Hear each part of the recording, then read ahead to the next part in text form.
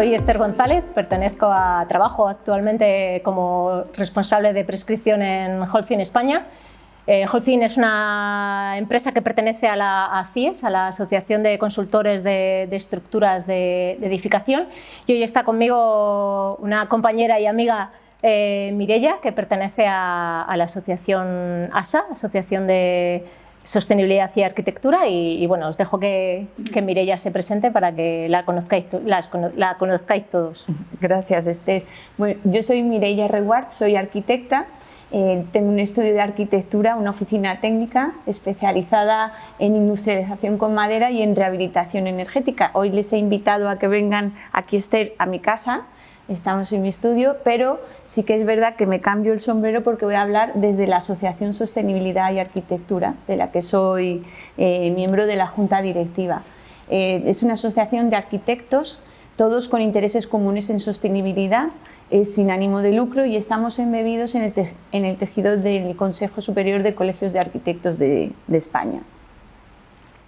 Bueno, Mireia, pues desde ASA. O sea, no me contestes como Mireia, sino como ASA. ¿Qué es para vosotros la sostenibilidad? Pues ahora mismo la sostenibilidad en nuestro tema, que es la edificación, es entender el edificio desde que nace hasta que se termina su uso, pero también dentro del tejido en el que se va a implantar, ¿no? Si está dentro de una ciudad, cómo está funcionando, cómo no está funcionando, si desde el punto de vista tanto de la obra nueva como de la rehabilitación, o si está en un entorno que no sea urbano, pues también el impacto que va a tener. Y hablamos siempre de impactos desde la concepción del edificio hasta su fase de uso y posible desmantelamiento o reutilización. O sea que la sostenibilidad en construcción creemos que es un concepto muy amplio en el que tienen cabida pues, con todas las partes del sector, desde los materiales, los industriales y los diseñadores. Ahora mismo tenemos que trabajar juntos para crear estos edificios, ¿no? Ya no es el arquitecto que diseña y pasa unos planos y luego otro lo construye, sino que a Esther la conocemos, pues nos conocemos hablando de los materiales que trabajamos sobre una mesa diseñando un proyecto. Que ha cambiado un poquito todo esto desde hace, casi desde el código técnico, quizás es cuando hemos empezado más a hablar técnicos con industriales o a empezar a entendernos, ¿no? Sí, a ver vosotros las innovaciones que hacemos los industriales en materiales a nivel de sostenibilidad y cómo vosotros lo podéis pues bueno, encajar en vuestros proyectos. Porque lo que sí es verdad que ahora es que va todo rapidísimo y los industriales estáis haciendo un trabajo que no se hace desde ningún otro lado, que es el tema de innovar y seguir pensando, y nosotros nos tenemos que ir adaptando a todas estas innovaciones y conocerlas. No, si muchas veces nos pasa que vamos por delante de lo que es la normativa. Sí, eso es. A nosotros lo que nos frena a nivel de innovación es la normativa, porque vamos más rápido que... Es cierto. Que muchas veces el tema de, pues bueno, el código técnico, pues... Sí, o el código estructural. O sea, vamos siempre muy por delante, pero bueno, nos hace de freno, pero bueno, ahí estamos. Muy bien. Porque, bueno, ahora también es que hay este nuevo concepto de la neutralidad climática que nos toca de lleno y que tenemos que seguir estudiando y seguir formándonos para ver cómo nos está afectando esto en nuestro sector, ¿no? A ver, es que el sector de construcción es uno de los, o por lo menos a nivel de fabricación de materiales, es uno de los que, bueno, pues colaboramos bastante en el tema de emisiones de gases de efecto invernadero. Entonces no nos queda otra, o sea, es la única forma de intentar crear un sector como el de la construcción y que sea un sector sostenible. Y la primera, no primera, pero sí que la raíz del problema radica muchas veces en la fabricación de materiales.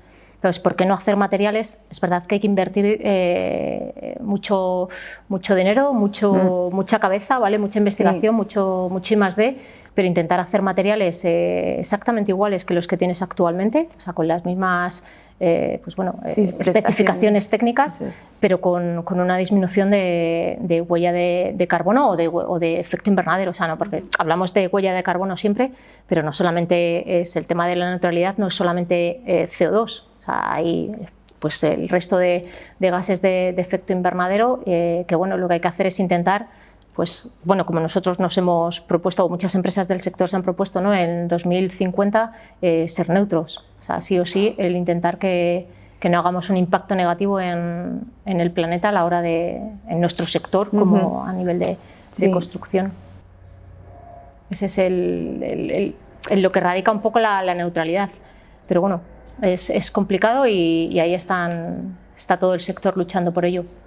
Y Mireia, ¿cómo ves tú, o sea, cómo el tema de cómo está avanzando la construcción, o cómo están avanzando los proyectos? O sea, ¿qué avances significativos hay ahora mismo o ves a corto plazo en el sector de la edificación, sobre todo a nivel de estructuras, a nivel de, pues bueno, Pues lo que estamos viendo ya es que en todos los foros se habla de un tema que es la industrialización, ¿no?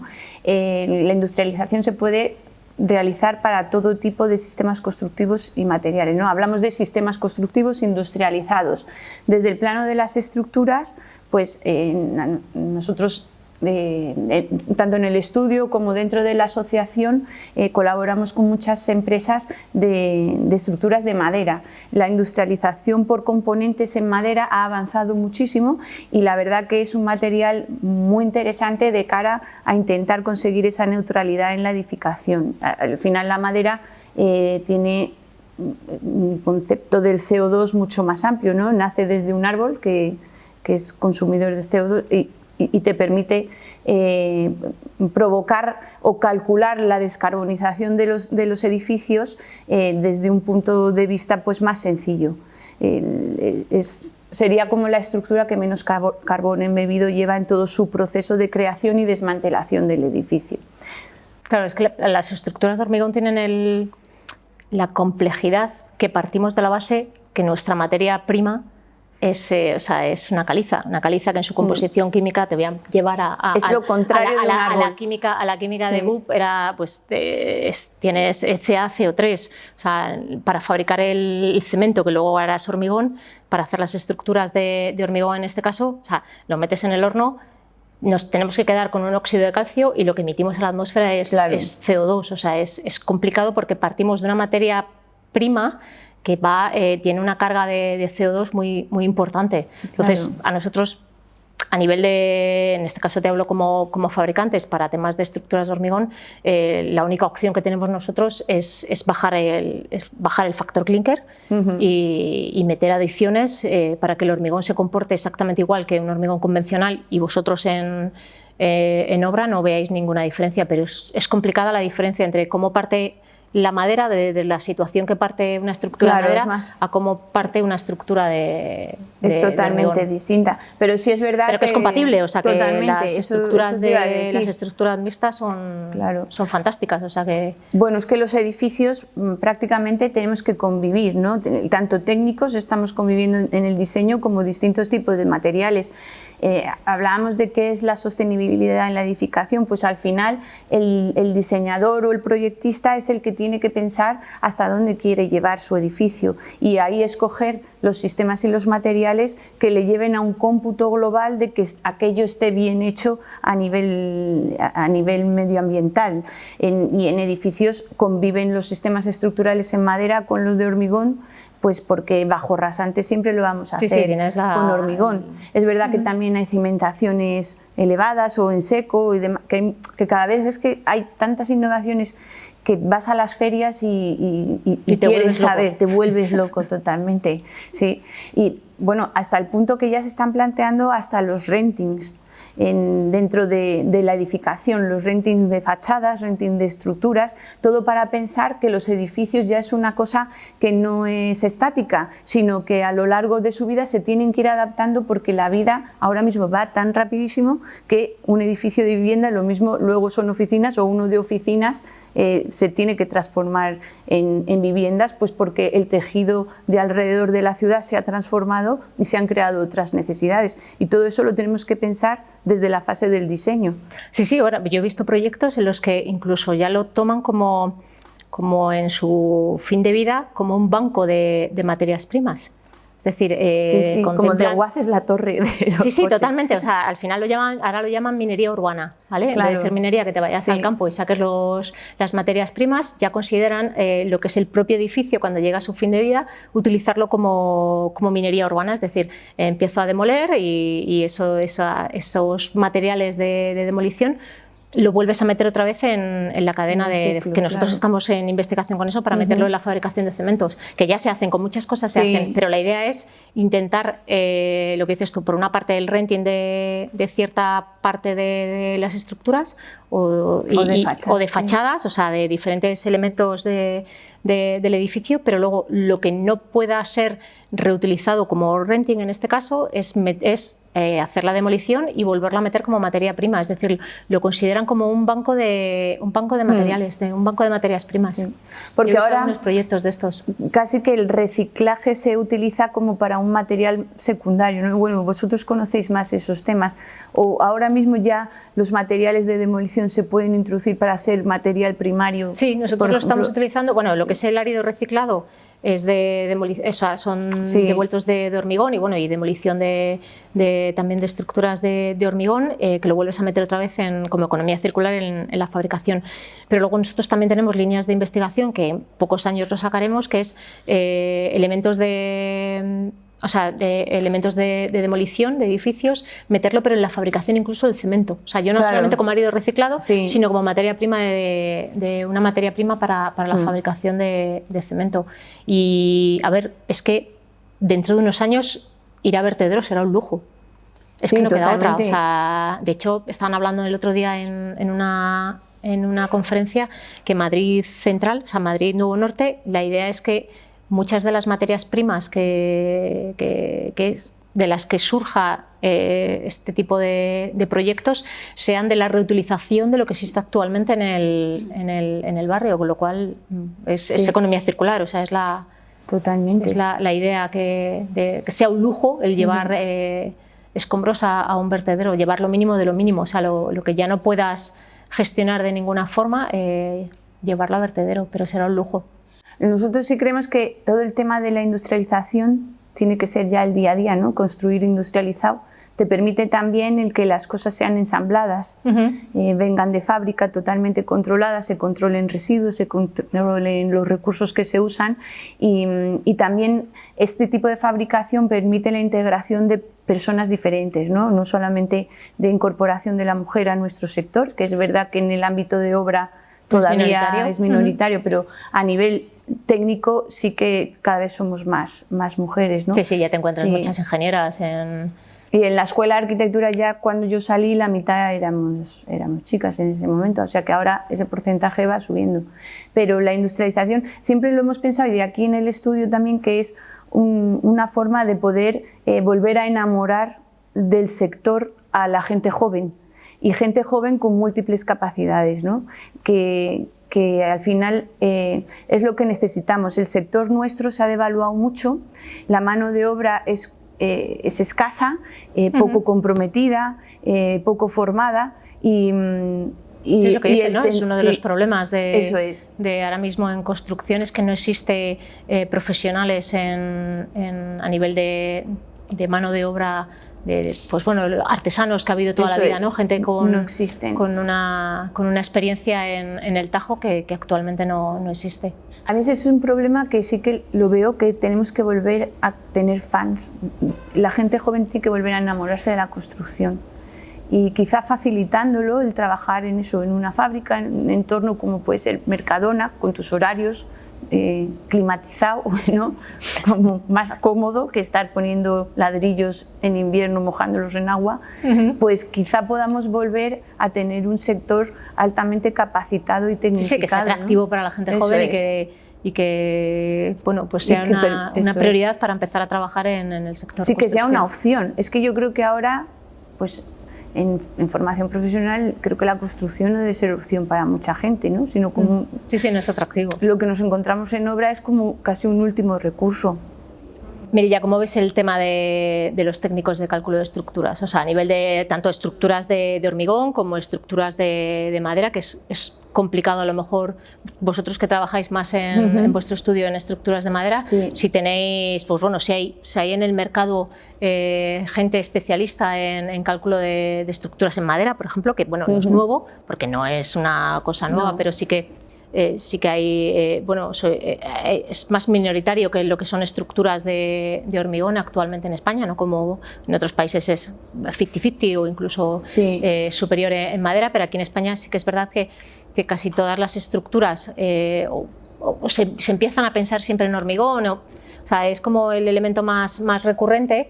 Y no sé si a vosotros el tema de los consultores, de los calculistas, de consultores de estructuras, si encontráis, o sea, ahí en el mercado, igual que estamos hablando de que mano de obra a nivel de ejecución de obra, por así decirlo, de trabajadores in situ, está muy complicado el encontrar profesionales. ¿Cómo veis el tema vosotros de los consultores de estructuras? Pues casi, yo creo que pasa lo mismo, ¿no? Hay una falta de técnicos en general especializados. La madera, bueno, de cara a la madera es que es un material que se ha olvidado, ¿no? Así como las construcciones hasta el siglo XX eran en madera, casi todo se hacía con la madera, después se pasó a trabajar con hormigón y acero y parecían que eran las únicas estructuras viables para utilizarlas. Ahora mismo la incorporación de esta madera técnica en el mercado de la construcción pues vuelve a requerir de ese calculista de madera que no existe, y de hecho los cursos de cálculo se están dando en la Escuela de Montes. Curioso. Sí, ni siquiera se dan en una escuela, en una ingeniería, en una arquitectura. Sí, en un camino. Sí, los másters donde van saliendo los calculistas que conocemos se dan en Montes. ¿Y qué es lo que pasa? Que al final se quedan separadas. El que sabe de hormigón, el que sabe de madera, pero no se puede. Es complicado encontrar a alguien mixto. Mixto, y es la única forma de optimizar una estructura, conociéndola entera. La madera es un material que es, aparte de que es muy bonito, muy agradable de trabajar, es que reduce el peso del edificio, lo que reduce las cargas que se transmiten a una cimentación. Y claro, tienes una estructurista que conoce de la cota cero hacia arriba, y de la cota cero hacia abajo, que con un material con la madera puedes reducir también el impacto en unas cifras grandes, ¿no? Conociendo pues todo el proceso. Así que sí que estamos viendo eso, lo comentábamos, ¿no? Que es complicado encontrar especialistas ahora mismo en todo el sector y en todas sus fases, y uno es sí, que están los de siempre, los calculistas que todos conocemos en España, pero que bueno, que hay. Pero lo mismo, como todo va tan rápido, todos esos estudios, no vemos que tampoco se estén transformando o integrando los sistemas nuevos, porque dentro del cálculo de estructuras también va a entrar en juego con la industrialización. ¿Qué va a pasar con eso? Claro. Las cosas se fabrican en una fábrica. ¿Quién responde a que ese material se esté utilizando correctamente luego en ejecución, ¿no? Cuando estás in situ en la obra? ¿O quién va a ser el director de obra, director de ejecución de esos materiales que vienen prefabricados o precalculados? Hay muchas empresas, las madereras sobre todo, que son tanto suministradora como ingeniería. Ellos mismos aportan te hacen como un llave en mano, por así decirlo, ¿no? O sea, incluso el montaje, ¿no? Y al final, pues a lo mejor tendemos a eso, ¿no? Que cada industrial se quede con su parte, la sepa ejecutar de principio hasta el final, y los técnicos, diseñadores o proyectistas y los que seguimos la obra, pues que estemos en ese proceso más bien de gestión y de control de calidad y de control de ejecución. No lo sé, la verdad que eso va a ir cambiando. Pues nada, Mireia, si quieres, pues bueno, podemos ir cerrando. Vamos a hacer un pequeño resumen de cómo está el sector. Creo que todo el sector, desde fabricantes, asociaciones, estudios de arquitectura, ingenierías, consultores, creo que nos tenemos que poner las pilas en el tema de la sostenibilidad, en llegar a ver si conseguimos llegar al 2050, pues bueno, lo más próximo posible a una neutralidad climática. Y bueno, te invito a que participéis o que estéis en el foro de ACIES que haremos este año en el Instituto Torroja. Perfecto. Y ha sido un placer que compartas esta pequeña conversación con nosotros y bueno, ha sido todo un placer. Muchas gracias. Te quiero dar un anuario o sea, el de ACIES del año pasado para que bueno, le podáis echar un ojo ahí. Perfecto.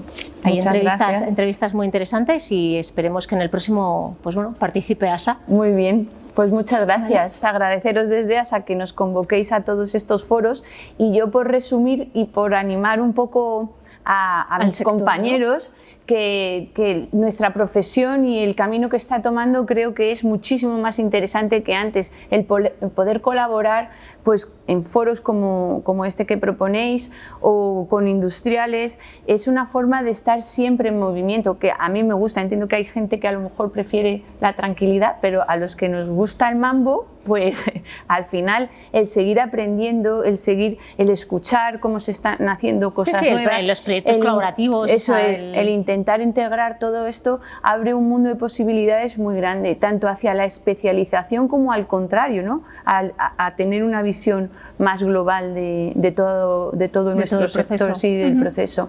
Así que muchas gracias y encantada de volverte a ver, Esther. Te esperamos verte en el Ahí estaré. foro en el Instituto Torroja.